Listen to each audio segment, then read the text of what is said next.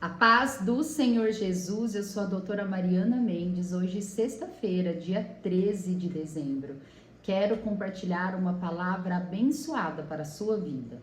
A palavra de hoje encontra-se no livro do profeta Isaías, capítulo 40, versículo 31, que diz assim: Mas os que confiam no Senhor renovam suas forças, voam alto como águias, correm e não se cansam, caminham e não desfalecem. Um dos maiores problemas da atualidade é o cansaço. Chegamos na sexta-feira exaustos, depois de uma semana de trabalho, uma semana de muitas vezes dificuldades, problemas para resolver e nos sentimos esgotados. Cansaço esse que geralmente traz um desânimo onde interfere na nossa comunhão familiar, na nossa interação com o esposo, com a esposa, mesmo com os filhos dispostos, jovens, crianças, querem brincar, querem conversar, querem passear, e aquele cansaço nosso de esgotamento físico, esgotamento emocional, não consegue termos rendimento e ânimo para cumprirmos todas as nossas necessidades, todas as nossas obrigações de esposa, de esposo, de mãe, muitas vezes de vó, responsabilidades com a igreja de final de semana, os cultos, escola bíblica, e isso faz nós nos sentirmos fadigados, cansados e abrimos mãos de uma comunhão com Deus, também mãos até de sonhos que temos.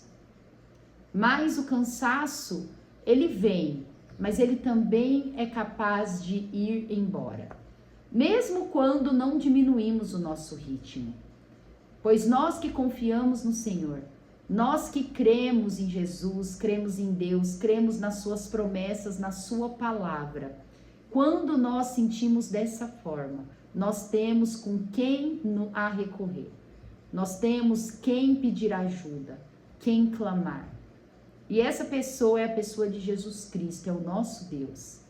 Pois essa promessa maravilhosa no livro de Isaías diz que os que confiam no Senhor renovam as suas forças, voam alto como águias, correm e não se cansam, caminham e não desfalecem. É por isso que todas as vezes que eu me sinto esgotada, exausta, cansada, eu me apego nessa promessa do Senhor.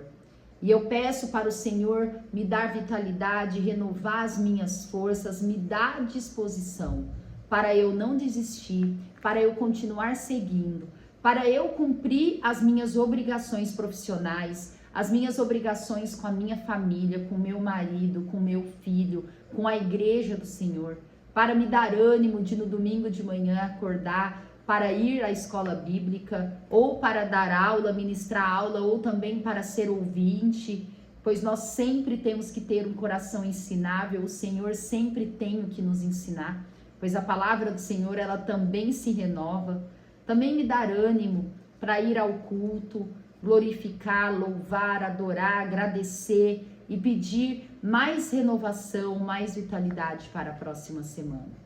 Se você está cansado, saiba que você tem um Pai para colocar todas as suas petições, todo o seu clamor nos pés dele, para ele nos dar vigor, nos dar força, nos dar vitalidade e renovar o nosso ânimo.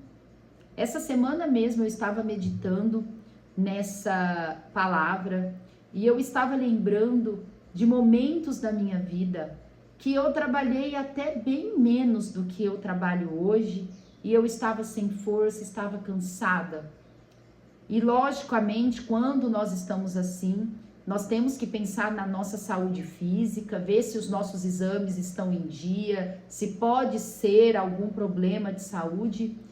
Mas quando nós vemos que nós não temos doença, que está tudo bem, nós temos que pedir força para o Senhor renovar, nos dar ânimo, nos dar disposição.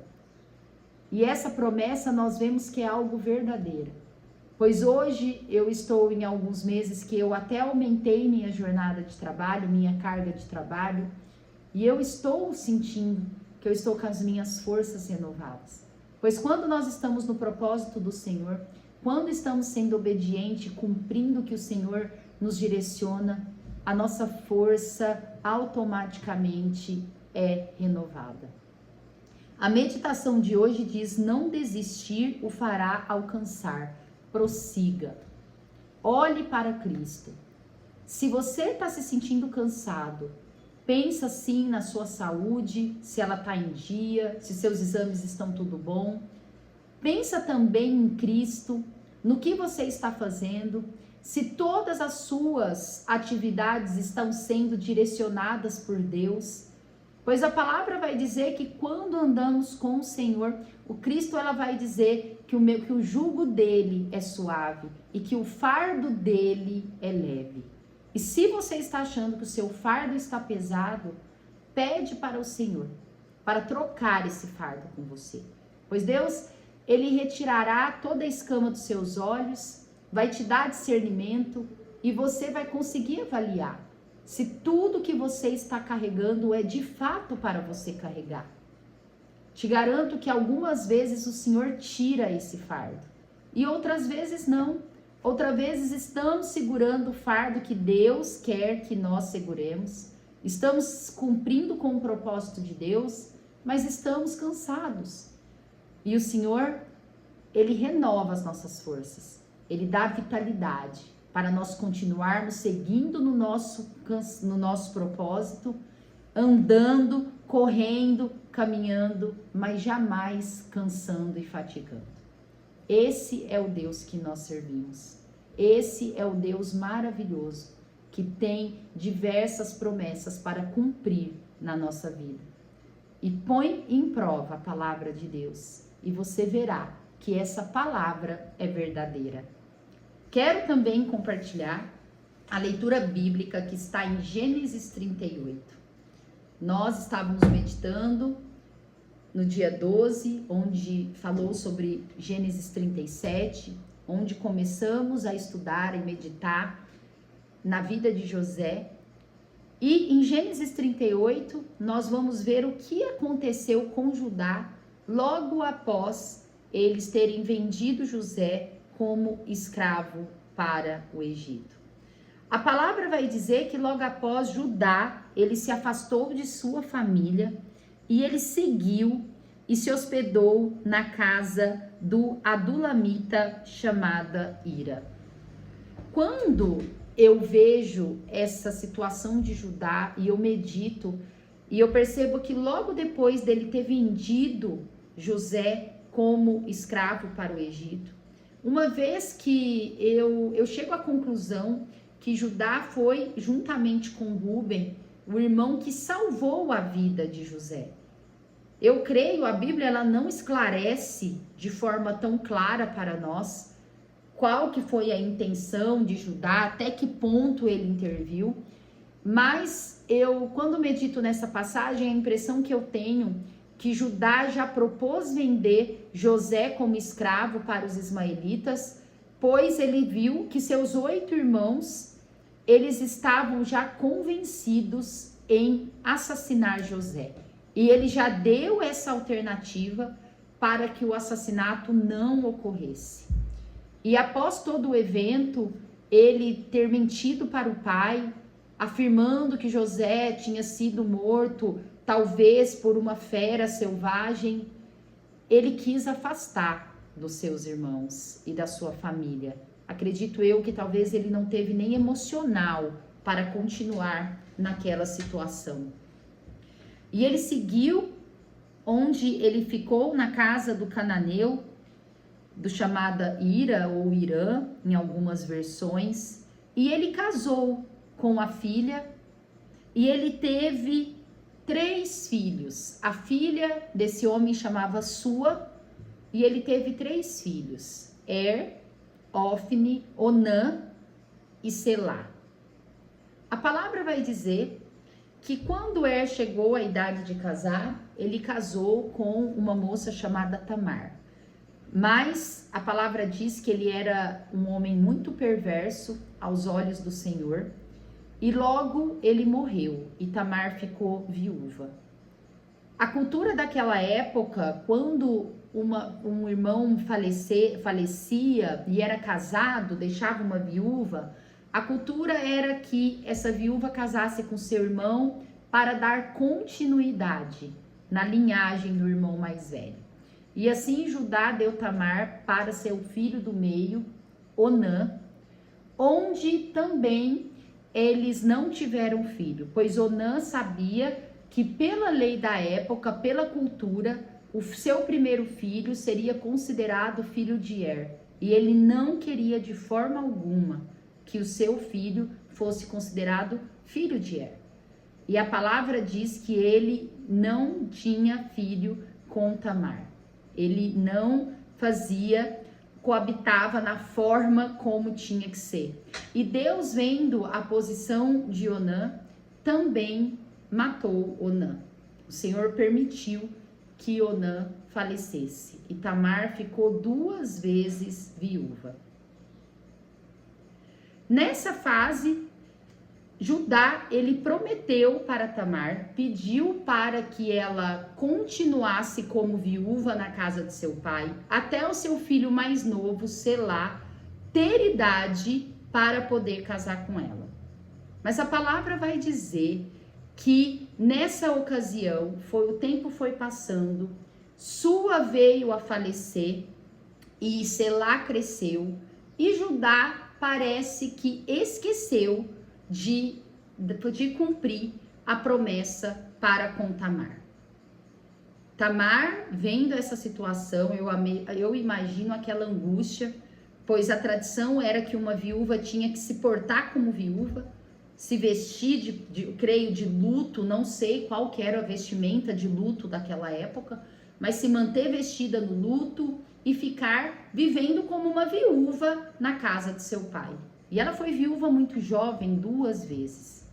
E a palavra vai dizer que quando Tamar ficou sabendo que Judá ficou viúvo, que Selá cresceu e que ele não ia até ela para ela poder casar com Selá, ela passou a perna em Judá. Pois diz que Judá, ela sabendo que Judá seguia para um determinado destino, ela se fez como se fosse uma prostituta e enganou Judá. E essa palavra está dizendo que, a partir do versículo 19, em Gênesis 38, vai nos dizer que levantou Tamar, tirou sobre si o véu e tornou as vestes da sua viuvez. Ela, sabendo de que Judá estava passando pela região em Tímina, ela se vestiu de meretriz. Vendo a Judá, teve-a por meretriz, pois ela havia coberto o rosto. Então se dirigiu a ela no caminho e lhe disse: Vem, deixa-me possuir-te, porque não sabia que era sua nora. Ela respondeu: Que me darás para coabitares comigo? Ele respondeu: Enviar-te-ei um cabrito do rebanho. Perguntou ela: Dar-me-ás um penhor até que mandes o cabrito? Respondeu ele: Que penhor te darei? Ela disse: O teu selo, o teu cordão e o cajado que seguras. Ele, pois, lhes deu e a possuiu, e ela concebeu dele. Levantou ela e se foi, tirou toda sobre si o seu véu, colocou a vestes de viuvez. Enviou Judá o cabrito por mão do adulamita, seu amigo, para reaver o penhor da mão da mulher, porém não a encontrou. Então perguntou aos homens daquele lugar: Onde está a prostituta cultual que se achava junto ao caminho de Enaim? Responderam: Aqui não esteve nenhuma meretriz. Tendo voltado a Judá, disse: Não a encontrei, e também os homens do lugar me disseram: Aqui não esteve prostituta cultual nenhuma. Respondeu Judá: Que ela guarde para si, para que não nos tornemos em opróbrio. Mandei-lhe com efeito o cabrito, todavia não achaste. Passados quase 3 meses, foi dito a Judá: Tamar, tua nora, adulterou, pois está grávida. Então disse Judá: tirai-a fora para que seja queimada. Em tirando-a, mandou ela dizer a seu sogro: do homem de quem estas coisas eu concebi. E disse mais: reconhece de quem é este selo, e este cordão, e este cajado? Reconhecendo Judá os seus itens, disse: mais justa é ela do que eu, porquanto não dei a Selá, meu filho, e nunca mais a possuiu. E aconteceu que, estando ela para dar à luz, havia gêmeos no seu ventre. Ao nascerem, uma pôs a mão afora, a parteira tomando um fio encarnado e disse: este saiu primeiro. Mas recolhendo ele a mão, saiu o outro, e ela disse: como rompeste a saída? E lhe chamaram Pérez. Depois lhe saiu o irmão, em cuja mão estava o fio encarnado, e lhe chamaram Zera. Eu quero só consertar algo que eu li a partir de Gênesis 38, no versículo 15, e não no versículo 19 até o versículo 30. Então, a palavra diz: após Tamar vendo que Judá não daria Selá para ela como marido e ela como esposa de Selá, ela se vestiu de prostituta e ela acabou saindo com o seu sogro Judá e engravidando. E ela engravidou de gêmeos. Quando Judá ficou sabendo que ela estava grávida, ele amaldiçoou e condenou ela para ser queimada. Porém, ela apareceu até a ele e mostrou todos os 3 itens que ele tinha dado para a prostituta. E naquele momento, ele compreendeu que a prostituta que ele estava procurando para dar o cabrito era a sua nora. A palavra diz que a partir daquele momento, ele nunca mais se envolveu com a Tamar. Porém, cuidou dela e nasceu os seus 2 filhos com Tamar, Pérez e Zera. Essa família, ela inicia com passagens bem difíceis, né? De nós, na cultura no qual nós vivemos, compreender. Mas a injustiça, ela vai gerando um abismo. O salmista, ele vai dizer que um abismo faz outro abismo. E na prática, nós vemos que realmente é dessa forma. Quando nós começamos a cometer injustiça, a andar por um caminho tortuoso, um precipício, um abismo vai abrindo um atrás do outro e nós vamos caindo sobre ele e a nossa vida vai virando um caos. É por isso que é tão importante, diante de alguma escolha errada, nós sermos pessoas arrependidas, quebrantadas, onde declara, confessa para Deus os nossos erros e pede para Ele entrar com a sua misericórdia, com a sua graça e nos livrar de todo o mal e realinhar o nosso caminho. Mais mal do que escolher um caminho errado é não se arrepender e não confessar para Deus, pois é somente o Senhor que pode nos livrar, que pode cortar todo o mal na nossa vida e realinhar o nosso caminho e o nosso propósito ao caminho dele. Que essa meditação possa trazer grandes benefícios para a sua vida. Amo vocês em Cristo Jesus. Até amanhã.